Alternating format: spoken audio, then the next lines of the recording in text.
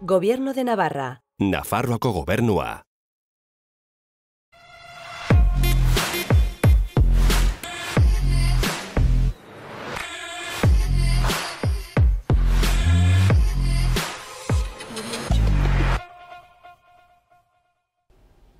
Gaur, abeslaria den Estitxu Pinatxo Beratarra dugu gurekin platoan. Diska berriak kaleratu zuen duela ez asko, eta gaur bere diskari buruz eta bai musikaren industriari buruz arituko gara platoan.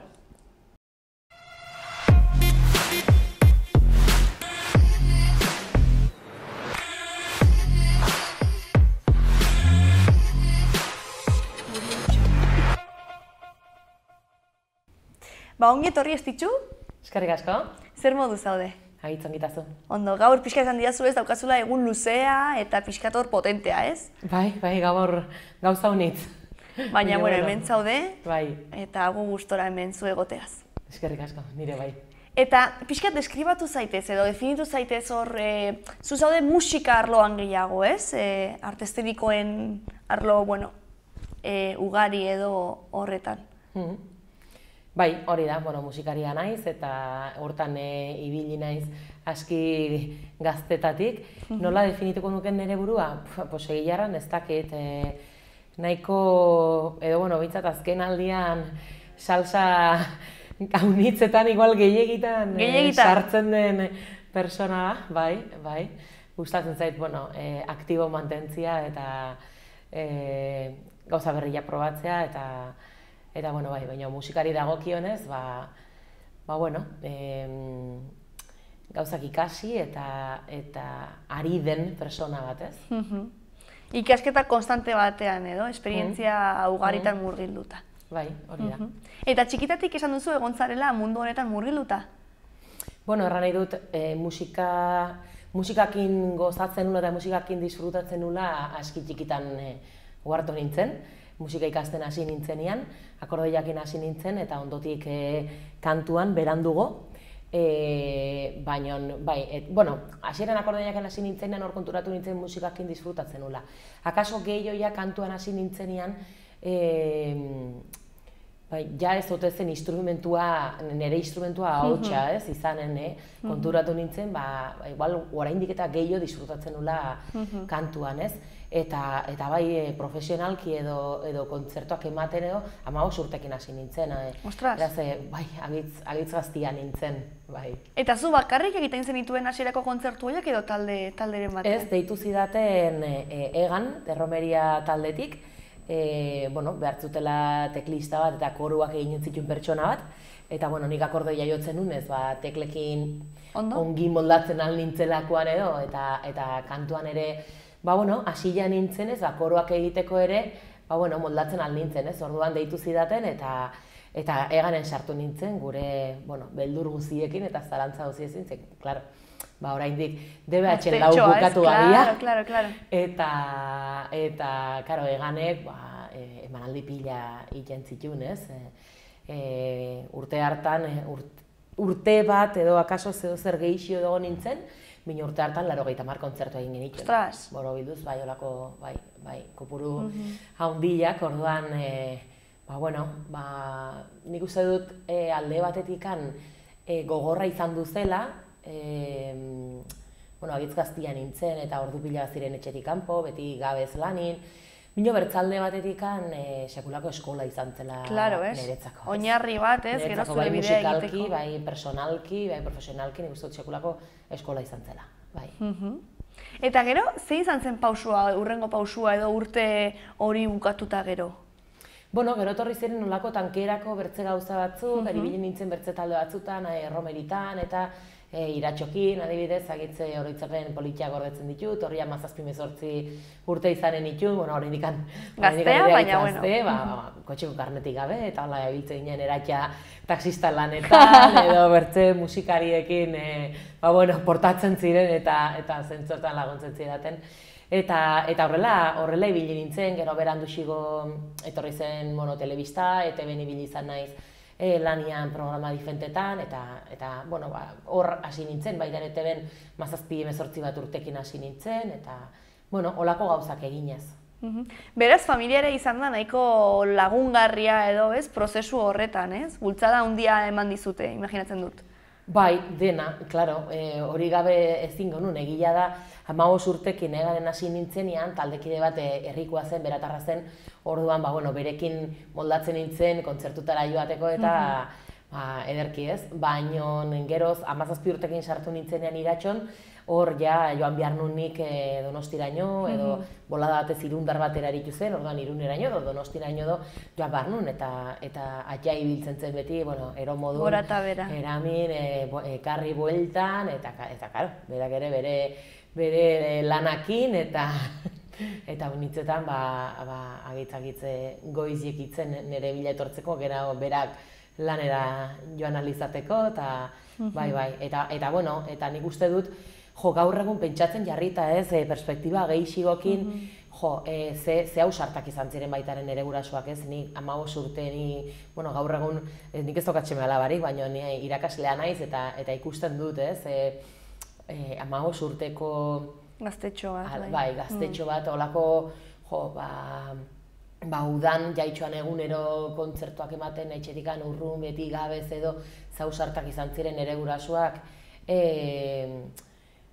konfiantza hori ez, emateko alde batetik niri, eta baita euren buruari ere ez, orduan, sekulako babesa, niretzako, baina nik uste dut eure konstiente zirela, nik zenbat disfrutatzen horrekin, ez? Igual hori zen gakoa, ez? Igual konfiantza hori, ausardia hori izateko, ez?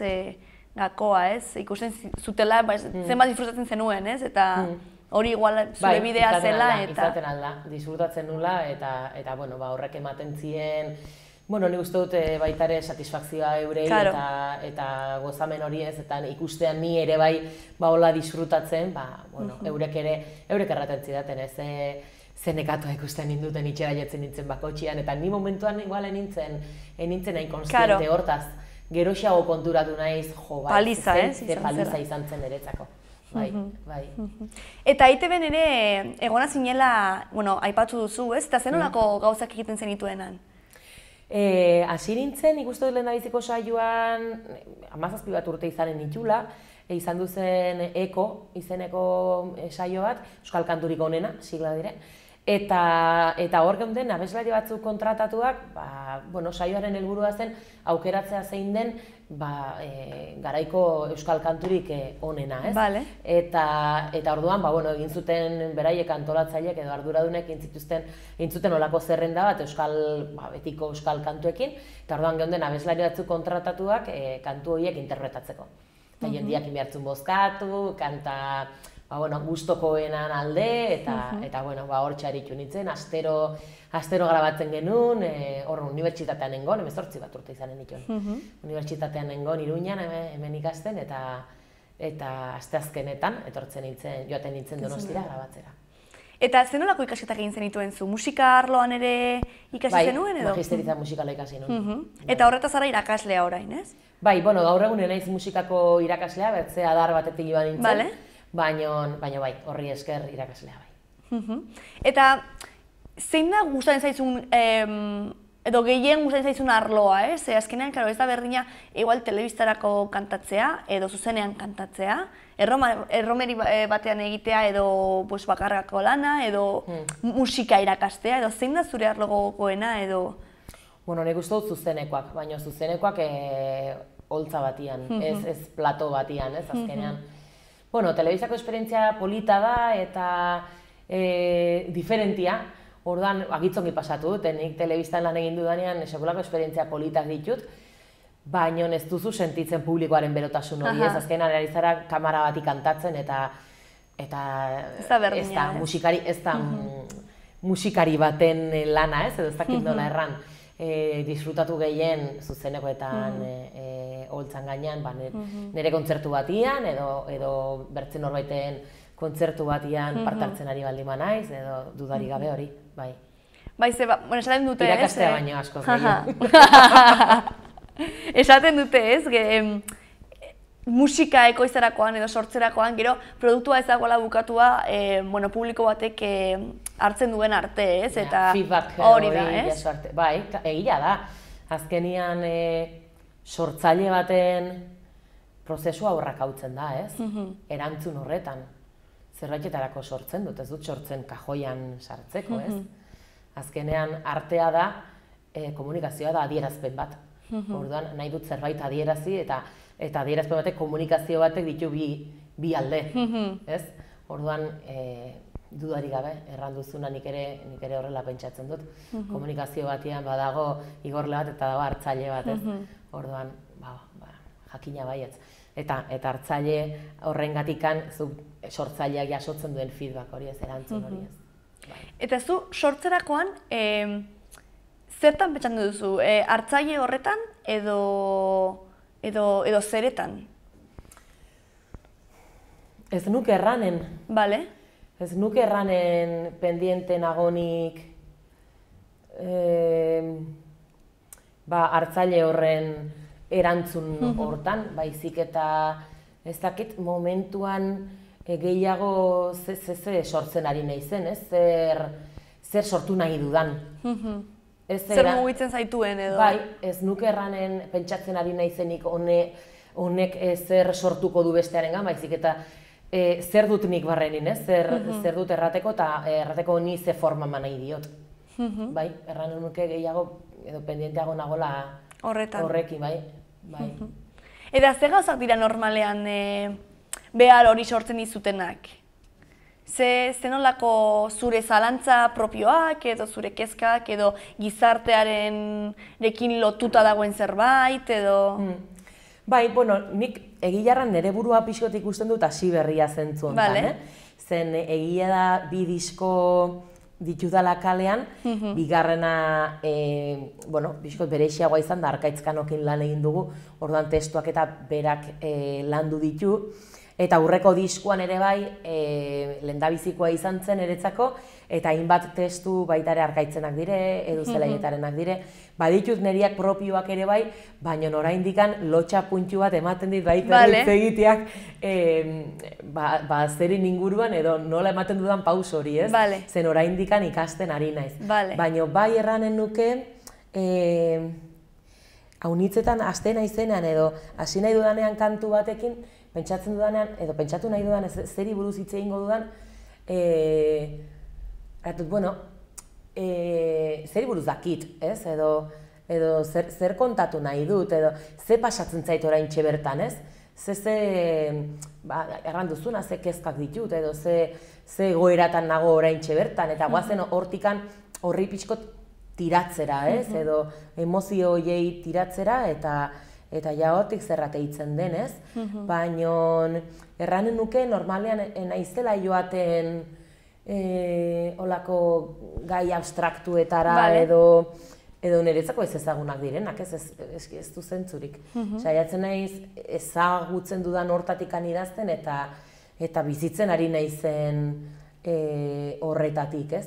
Gero bai egia da, badaukadala kantaren bat edo bertze, igual zehozerk inspiratu nagoena, ez, kontakizun bat, edo ikusi dudan zerbait, edo nik idatzi nun lehendabiziko kantu adibidez horrela izan zen. Behin telebista ikusten ari nintzela, albistegia ikusten ari nintzen, eta notizi batian erraten zuten Ondarrun, arrantzale bat, sekulako eguraldi txarra ikentzun egun hartan, eta sekulako latuk zeuden, portuan kontra talka ikentzutenak, ez? Eta irudioetan gizon bat ageri zen portuan, debekatua zegoen portura joatia, bai arriskutsua zelako, baina alere, argazkiak atetzen ari zen, eta ikusten zen nola olatu batek kolpatzen zuen gizon hau, eta itsasora botazun, eta itsasoak iraintzi zuen, ez?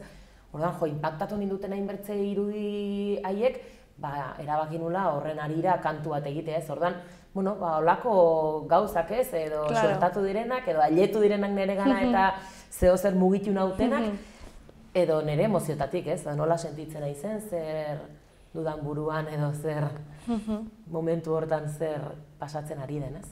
Gauza ugari orduan izan daitezke, ez? Estimulo horiek edo... Bai. Eta nola izan da Arkaitzkanorekin kolaborazio hori egitea, ez? Baita ere, ez da berdina, ez, bakarrik lan egitea, edo beste pertsona batzuekin, ez, elkarlanean ibiltzea, ez?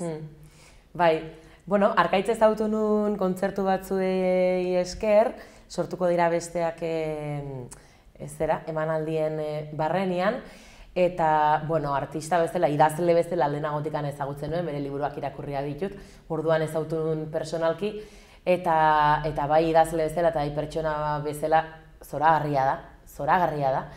Eta hainbat, bueno, hor pixkoat bai gertatu zitzaidan, hor orainikan nintzen hasia konposatzen eta ez bere izautu nunean, sortuko dira besteak eta holako emanaldi berezi hauetan. Ez dakit, egia erran, pues ja 15 urtekin hasi nintzen musika mundun eta pasatuak ziren 10 edo gehiago, eta nintzen ez nun paus hori emana horretikan, ez? Ordura arte beti interprete lanetan, abeslari lanetan, konposatzen edo, nintzen hasila. Eta egia erran ez dakit zergatika, baina uste dut, ez nula nire burua gai ikusten edo olako zertzela, ez, beldurren bat edo, eta ekimen honi esker, sortuko dira besteak ekimenari esker, izautu nun jende pila bat, musikariak, idazleak, tartan arkaitz, eta kaso jaso nun bihar nun bultzada hori, ez? Konposatzen hasteko eta idazten hasteko, musikari batzuk, edo igual konkretuki bat aipatuko nuke Txema Garces, gaur egun oraindik ere eronduan dabilena, igual eurengandik jaso nun bultzada hori bihar nuna, alde batetik konposatzen hasteko eta bertzalde arkaitzen laguntza testuekin eta laguntzeko, ez? Eta horra hasi ginen, lehendabiziko diskoan baditut bere olerki batzuk musikatuak, eta bigarrengo diskoa, orain berriki 2021ko azaroan kaleratu dugunak, disko berezia da, zentsuraz ari da, historian zehar, 20. mendean zentzuratuak izan diren kantuen inguruan, eta orduan egin duguna izan da, debekatuak izan dako hainbat kantu bildu ditugu, moldatu ditugu, eta gehienak testu originalak ingelesez zirenez, euskararatu ditugu, euskarara itzuli ditugu, eta orduan hor sartu da arkaitzen eskua. Bai, eta bera aritu da, testu guzi horiek itzultzen, zentsuraz ari baldin baginen, nik nahi nuna zen gero entzuleak ulertzea ez, zen hau nitzetan igual testuak erraten dunan gatikan edo izan du dire zentsuratuak kanta horiek, eta orduan nik nahi nuna zen gero entzuleak ulertzea ez, testuek ze erraten duten, eta orduan euskaraz egitea erabaki genuen, eta hortxe, beraz, disko hontan pixu izugarri handia du arkaitzek. Itzultzaileak. Bai. Eta badakit, diska gaur zurekin duzula ez, hemen platoan. Erakutsi guztut. Ben, oparitxo eta guztital, naiz? Primeran. Utziko dugu hemen. Bai. Isilik daude berriak. Isilik daude harriak. Harriak? Bai. Harriak, bai. Bai.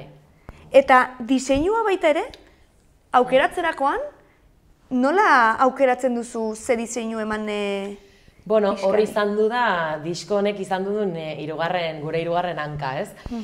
Diseinua da Oaia Peruarena, beretar artistarena, bera margolaria da.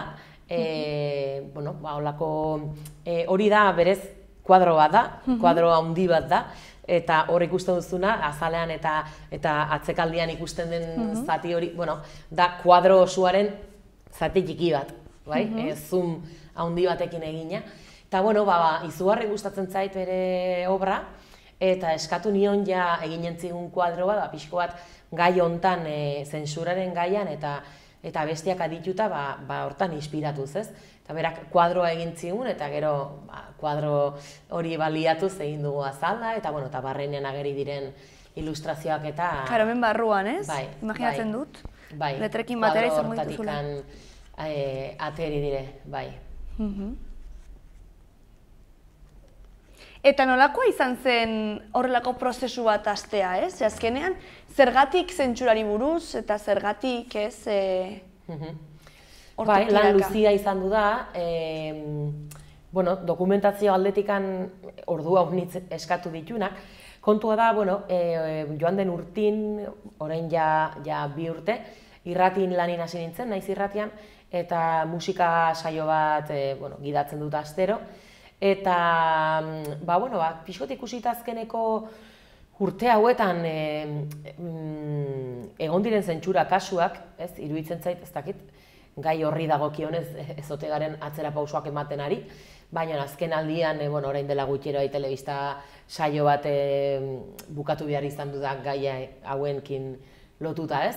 Orduan, nun olako kezka bat eta aritu nintzen joan den urtin irratiko saioa honen inguruan egiten. Astero solasten nintzen gai bati buruz, baina beti zentsurakin lotua. Adibidez, frankismoak Euskal Herrian zentsuratutakoa, edo Espainian zentsuratutako guztiaz, edo bertze aste batean aritzen nintzen Argentinako diktaduraz, edo Elizak debekatutako musika generoez, edo naziek debekatutakoaz, edo Sovietar Batasunak. Orduan, astero lantzen nun gai bat, ez? Eta pixkat sentsazioa nun, azkenean saio bakoitza prestatziak, eskatzen zian denbora pila bat, ez? Dokumentatu, informazio guztia bildu, gero gidoiak prestatu, kantuak bilatu, ordu pila bat behar nituen saio bakoitza prestatzeko, eta gero sentsazioa nun ara irratira joan, nire rollo hori bota, eta iziak eramaten zula, gaur egun irratian podcastak eta hor gelditzen da dena, ez? Baina, ez dakit, nun olako sensazio bat, edo ateri nahi nion etekin gehiago horri, ez? Eta orduan pentsatu nuen, igual bigarren diskoa eginen dut horren bueltan. Eta hola, hasi zen. Irratian jarri nituen urte hartan 800 kantatik goiti, bino diskorako horietatik 10 aukeratu genituen, bai. 10 horiek aukeratu genituen, horien moldaketak egin genituen, arkaitzekin itzulpenak, eta gero musikariakin elkartu, grabatu. Osa, prozesua etorri da hasi zen, ni konstiente izan binolen horrekin, honen bukaeran disko bat aiatuko zela, bai. Utziko dugu hemen gure platoa hornitzeko. A ber, hemen. Hortxe. Gainera hor beltzaren kontra egiten du kontraste polita. Bai, ondigua, ez? Bai. Eta hori, gero, 10 abesti dira esan duzu, eta zergatik 10 horiek, eta ez, esan duzu 500, ziten dituela hor landuta edo irratirako, zergatik 10 horiek? Bai, egia da, aukeraketa izan zela, ze burua ustea, zaila izan zen. Bino, azken batean, zentsuraz ari baldin bagara, zentsura, edo nik ikasi nun behintzat, talde ezberdinetan edo bere isten aldela, ez? Alde batetik egon zen zentsura politikoa, bertze alde batetik izan zen moraltasun kontuengatik zentsura izan zirenak, zentsura morala, zentsura soziala eta erlijiosoa. Orduan, nik sailkatu nituen lau taldeetan sailkatu nuen zentsura, ez? Orduan nahi nuna zen diskoan lau talde horiek agertzea, egotea islatuak, ez? Eta orduan, talde bakoitzetik 2 kanta edo 3 sartu nahi izan nituen, gero nola ez Euskal Herrian zentsuratutakoa, badago kanta bat Estitxu Robles Arangiz abeslariarena, Euskal Herrian, ez doka mairu eta horren ondotikan etorri ziren musikari haunitz eta haunitz isilaraziak izan du ziren. Orduan bai nahi nuela baitare hori horregotea, ez? Zentsuraz ari baldin bagara, norrobekigo gu bino hortaz aritzeko, ez? Euskalduna bino, ez? Eta baitare sartu genuen Xabier Letek idatzitako olerki bat, Lourdes Siriondok errezitatzen zuna, eta horrein musika jarri genion. Orduan, pixkoat izan du da, ukitu nahi izana atal guzi horiek, ez? Nik uste zure kasuan argi dagoela, baina ze puntutara arte egon behar da artea gizartearekin konprometitua, ez? Edo ze puntutara arte izan behar du konpromesu hori? Nik uste dut badula, ez? Badula. Eta hortan ari garenok ere badugula nolabaiteko ardura hori, ez, gizartearekiko. Lehen aipatu dudan aritik pixko bat, ez, azkenian musika edo bertze edo zein arte adierazpen adierazteko da eta komunikazioa da. Eta nik uste dut bide egokia izaten aldela, igual bertze bide batzutatik erranezin diren gauzak errateko baita ere, eta akaso publikoaren gana ailetzeko ere bide indartsua, ez? Bai, ez, emozioekin egiten dugu. Adibidez, zentsuraz ari garenez, horregatik zentsuratu direla hainbertze arte ederazpenak, ez? Agitz arma potentiak izan dire, ez? Euskal Herrian agitz arma potentiak izan duziren kontzertuak, mitin politiko bihurtuak, ez? Eta horregatik zentsuratzen zituzten. Edo naziek zentsuratu zuten jasa edo bluesa bezalako musika generoak, ez? Pixko bat askatasuna iradokitzen zuten generoak ziren, improvisazioan oinarritzen zirenak, ez? Orduan, agitz arriskutsu ikusten zituzten, ez? Zerbaitengatik izanen da. Bai, badute indarra eta uste dut erabili behar ditugula arte adierazpenak horretarako baita ere. Eta arteak beti daukan ez egonkortasun hori edo egoera prekario hori, zure ustez badago horrekin lotuta? Edo ez du zertan? Ez, zergatik ez ditugu hainbeste edo beharraina baloratzen, ez? Eta haien espazioa ematen arte eszenikoei edo arteari orokorean. Bueno, nik uste dut, jende honitzek ez ditula beharrezkotzat hartzen, ez? Eta orduan gelditzen dire beti bigarren maila batian. Nik uste dut hor dagola. Gakoa. Hor dagola, bai, ez? Bertze lanbide batzuk edo bertze zerbitzu batzuk ikusten ditugulako askoz ez edo lehentasuna dutela, ez? Kultura edo arteak, baino. Gero bertze egoera batzutan konturatzen gara ze beharrezkoa dugun, ez? Kultura. Ez baldin badira hain garrantzitsuak, zergatik ez hainbeste hori zentsura edo hainbeste ez? Bueno, nik uste dutenak ez dugula berdin pentsatzen, eta horren atzian badaudela bertzelako ez interes batzuk eta interesatzen ez diren gauzak, ez? Baina bai, egoera ez da erraxa eta ez da egonkorra, eta oraindik horre lan handia dago egiteko. Lehen aipatu dugu, baita ere zure kasuan, zuzenekoak direla gehien gustoko duzunez, arloa edo, ez? Eta bai, egoera ez egonkorra da eta prekarioa da, baina pasa dugun COVID-aren kontu guzti hau areagotu du, ez? Edo larritu egin du egoera hori. Orduan, zuzenekoen kontua nola izan da zuretzat, ez? Izugarri zaila.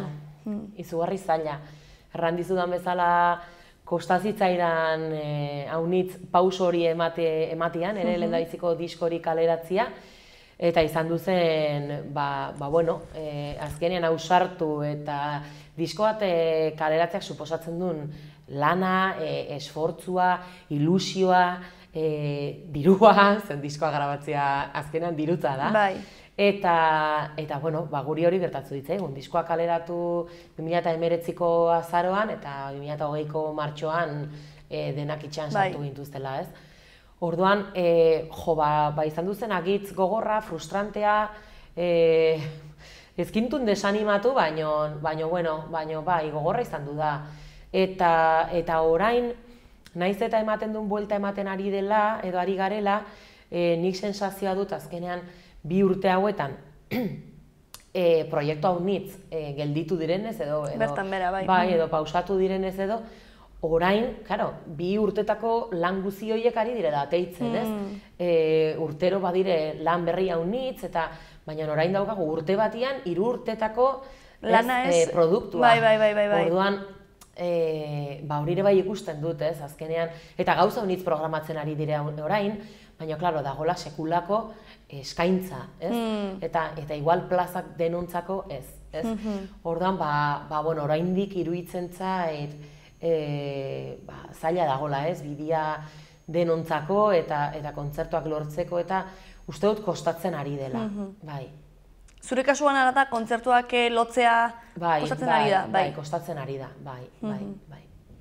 Eta horregatik diozu dela, ez? Badagoelako... Bueno, hori da ni dudan sensazioa, dagoela, oaintxe bertan gauza unitz daude, eta ikusten dut nola ibiltzen diren programatzaileak baita ere, eta zenbat gauzei erran behar dioten ezetz,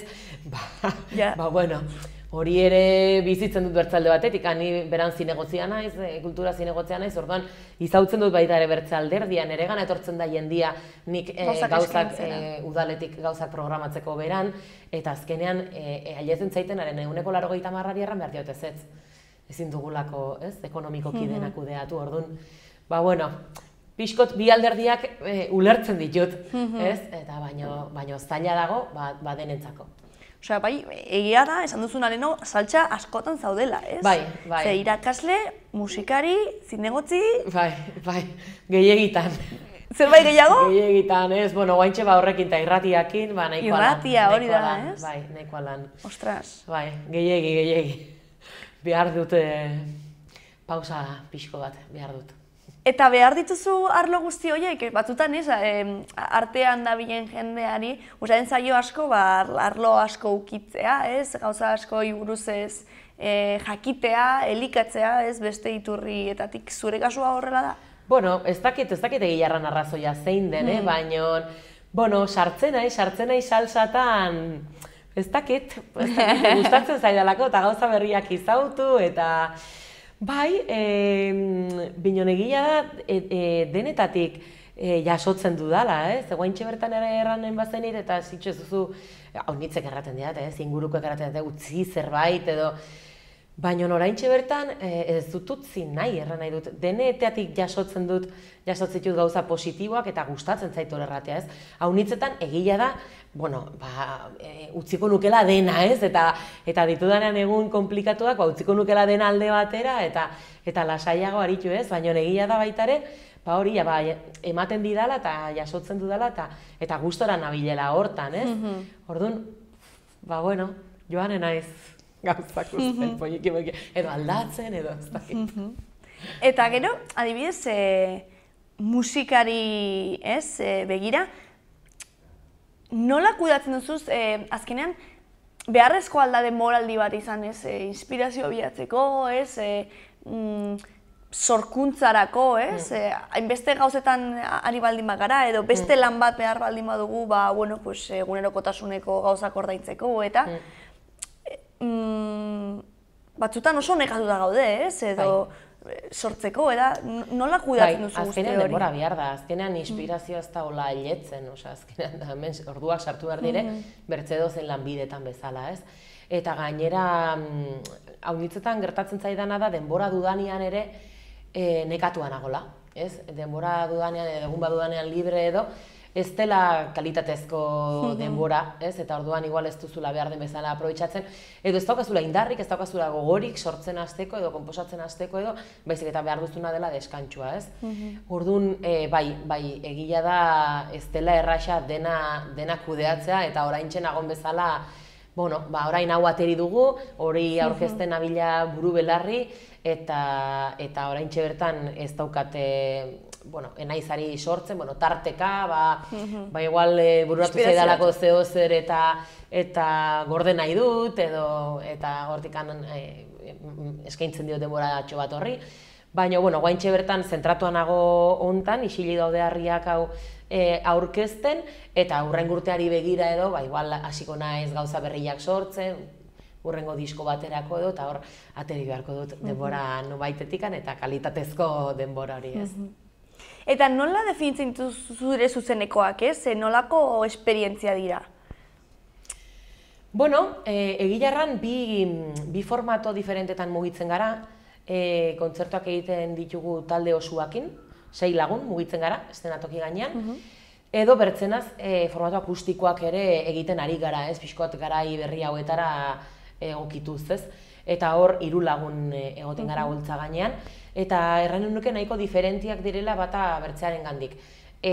Taldeakin kontzertuak indar handiagoa du, musikalki osatuagoa da, kantak konposatuak edo moldatuak eta grabatuak izan diren bezala eskaintzen dugu, eta erranen nuke dela kontzertuak nahiko kontrastez betetakoa, baditulako kanta indartsua, kaineroa, rockeroa direnak, baina aldiz gero baditu bertze batzuk, bertze tempo bat dutenak eta bertze giro bat edo bertze atmosfera bat dutenak askoz ez lasaiagoak, ilunagoak akaso, ze diskoa nahiko iluna da, zentsuraz ari gara, eta orduan zentsuratu diren kantu horiek gehienak gai ilunetaz ari dire, ez? Gerrako kontu da ez ari dire, edo eriotzaz, edo suizidaz, edo drogaz, edo ez, orduan, nahiko ilunak zenbait kantu, Eta aldiz, akustikoan jotzen dugunean, hor ja kantuak egokitu behar izan ditugu, formato akustikora, gitarra, bajoa eta ahotsa eramaten ditugu. Orduan, egiten duguna da osatu bertze alderdi batetik, ez? Hau da, formato akustikoko kontzertu horiek uztartzen ditugu edo musika uztartzen dugu azalpenekin, ez?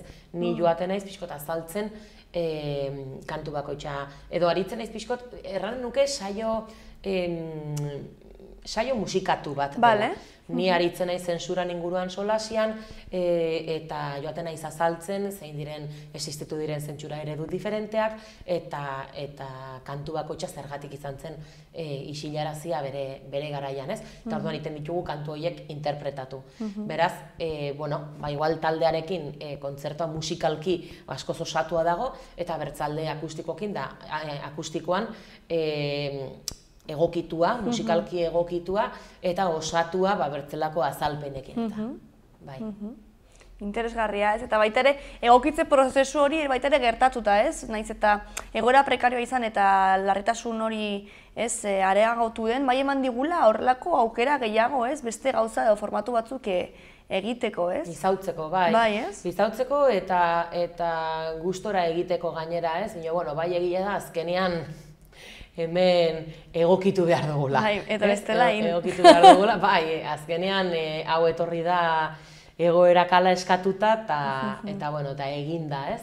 Baina, ez dakit, nik ere badaukat gogua kontzertu handietaz disfrutatzeko, eta nahiz eta akustikoetan izugarri disfrutatzen dudan, baina, diskua talde osuakin egin dugu, eta nik badut gogua baitare, ez? Horretarako. Hortarako, bai.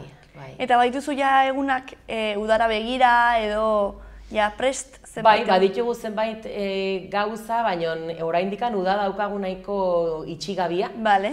Orduan ezin dut sobera aurreratu, baina itxiak ditugunak Oian Eder Euskararen Etxean maiatzan, uztailan Oreixan izanen gara, eta gero ditugu deixente, baina itxigabea, beraz ezin dut aurrera. Sorpresa, erne egon beharko gara. Eta gero gure programa, ikusten duzun moduan, deitzen da arte eszenikoak SOS, eta larritasun hori, aipatu dugun egoera horreri, referentzia eginez edo. Baina zer jarriko zenuke, mezu negatibo hori alde batera utzi ahalko bagenu, zer jarriko zenuke, arte eszenikoak zer? Nik erranen nuke, eta bizi dugun garai honetan, ez? Uste dut, edo behintzat zenbaiten ahotan edo jarri ditugula bastante lehendabiziko planoan, ez? Edo ikusgarritasun hori eman zaiela, ez? Pixkat balioan jartzeko, ez? Iruditzen zaidana da, agian egin dugula pixkat lehen erraten genuna, ez? Egoerak hala behartuta edo, eta ez modu natural batian, ez? Erranen nuke, pixkat kulturak behar dula oraindik bultzada hori lehen lerroan jartzeko, eta bultzada hori eman gabe, lortzen dugun kultura egon dadila lehen lerroan, eta lehen aipatutako lehentasun horien artean goiko postutan, ez? Orduan, ez dakit, ari garela, bide honetik ari garela, eta horri bultzada ematen, baina lortzen dugun ailetzea, gu ibili gabeatzean bultzatzen, ez? Zein da zure ustez kultura edo arte eszenikoak gizarteari ematen dion gauzari garrantzitsuena? Askatasuna. Bai. Sortzeko askatasuna, errateko askatasuna, aditzeko askatasuna, egiteko askatasuna, nik uste dut dela askatasuna, bai. Eta duela gutxi kartzelaratu dituzte horrelako, zenbat artista egon dira kasu, zuk nola sentitzen dituzu horrelako kasuak? Gaur egun horrelakoak ere gertatzea? Ezin dela ulertu, ez? Horregatik nion lehen Ezotegaren atzera pausuak ematen ari, ez? Erraten dunangatikan edo pentsatzen dunangatikan espetxeratua izan da persona bat. Zer egin du? Pentsatu? Erran? Zer erran du? Adibidez, erregaren kontrako kantu horietan gezurren bat erran du? Ez dute espetxeratu erregea, adibidez. Egin duen guztiangatikan espetxeratu dute, egindakoa, eta gainera egindako gauza horiek prentsan eta agertu dire, ez dela inolako daturik asmatzen ari. Espetxeratu dutena izan da, beldurri gabe hori kontatu duna. Bueno, ulergaitza iruditzen zait, ridikula. Baduzu hor, galdera bat zuretzat, utzi duena aurreko gonbidatuak, gainera uste dut ezagutzen duzula. Eta normalean galdera bat da, gonbidatuen artean egiten duzuena, baina berak erreflexio bat utzi dizu edo, hausnarketa edo, desio bat eskatzeko esan dizu. Bat bakarrik? Bueno, zu eskatu gero ezagit. Ze zaila, hau izan da ilaski, ez? Desio bat eskatu. Jo, egia erran olako hain gauza zabalak, ez? Izaten direna, hain hausnarketa zabalak ezin jakin zeri eutxi, ez edo? Desio bat eskatu, zer eskatuko nuke? Ez dakit, behitu, eske gauza honitzerranen ituzke, baina oraintxe bertan honekin ari garela askatasun horretaz, ez? Edo hortik segituko nuke, ez? Bakoitxeak izateko eta pentsatzeko dugun askatasuna bermatzea, ez? Edo eskubide hori bermatzea, ez? Igual, jake hortaz ari garen, igual hori eskatuko dut. Pripena, esango diogu jazkiri zein izan den zure dizioa. Eta orain, zure txanda da galdera egiteko, hurrengo gonbidatuarentzat, beraz hartu arbela, Klariona, hor duzu behar, eta garbitzekoa ere. Eta galdera bat. Eta galdera bat hurrengo gonbidatuarentzat. Ai. Nahi baduzu artezenikoekin lotuta edo. Ez dut jakingo norden, ez? Ez, sorpresa. Galdera bat. Baina bai esan diezaiok ez dut artezenikoekin lotuta dagoela pertsona hori edo lotura bat daukala.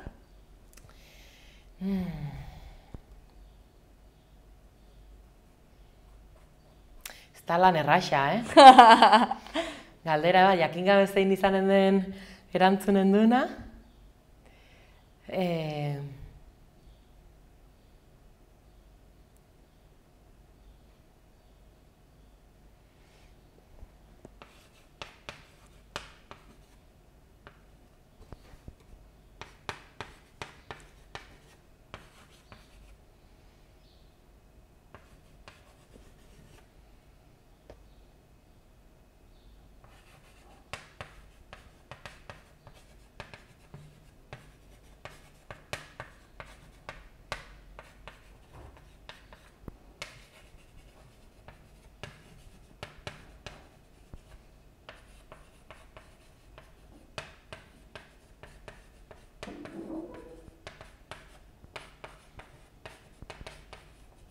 Nabari da irakaslea zarela, hor duzu ja Klariona eta arbelaren teknika.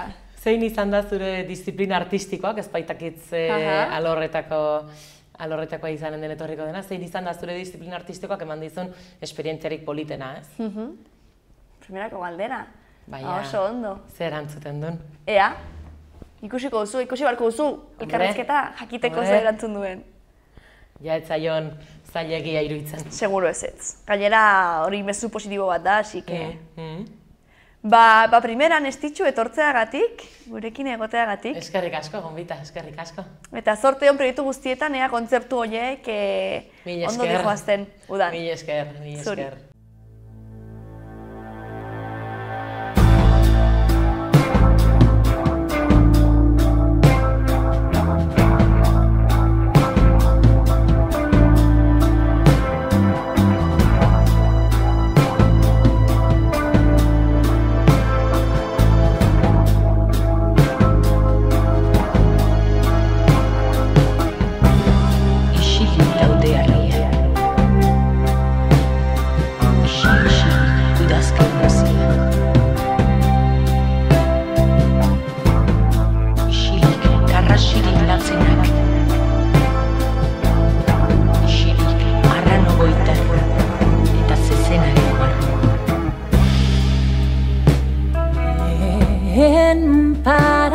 dizuko zelai zabalaietan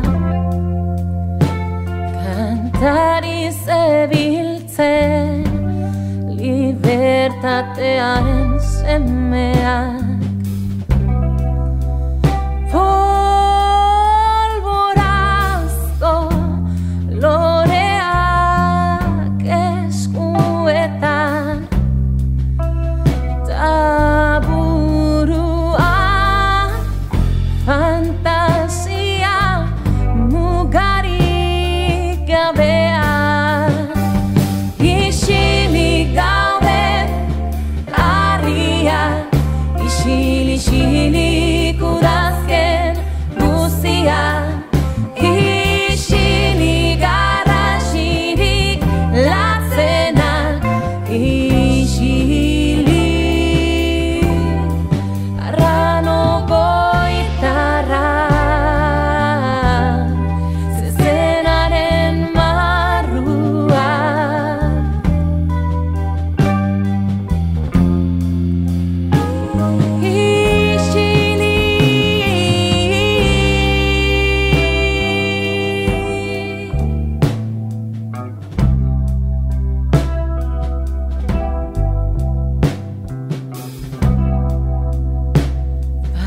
Paradisu desiatu hartako zelaietan simeldu ziren lorean tale hortu belar gozoan belar gozoen zuzta usaitan lantareak isilik gaude harriak isilik udazken guztiak isilik garrasirik latzenak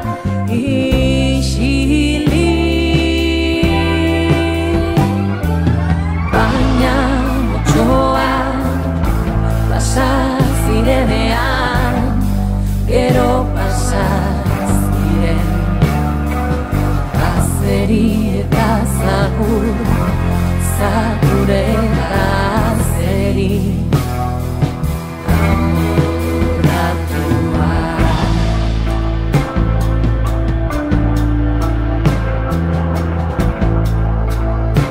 Otsoak pasa zirenean, gero pasa